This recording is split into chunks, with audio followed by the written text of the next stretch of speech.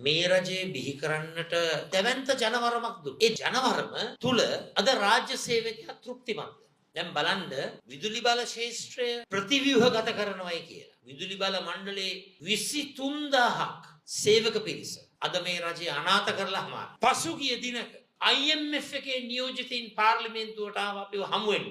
විශේෂයෙන්ම විදුලි බල ශාස්ත්‍රය ගැන කතා කරා. එදා මැතිවරණ වේදිකාවේ රාජ්‍ය සේවකින් ගැන ලොකුවට කතා කරපු ජනතා විමුක්ති පෙරමුණට කොන්දක් නැහැ. IMF එක ඉදිරියේ 23000ක් සේවක මහත්මීන්ගේ රැකියා සුරක්ෂිත භාවය ගැන කතා කරන්නේ. ඒ නිසා මෙරටේ රාජ්‍ය සේවකින්ට ඔබට එනවා අනගි භවණී අවස්ථාව. ඉදිරි පළාත් සභා මැතිවරණ. අඩුම ගානේ ඒ මැතිවරණයේවත් රාජ්‍ය සේවකින්ගෙන් අපි ඉල්ලීමක් කරනවා. කරුණා කරලා මේ ඔබව රවට්ටපු මේ රජයට හොඳ පාඩමක් උගන්වන්න.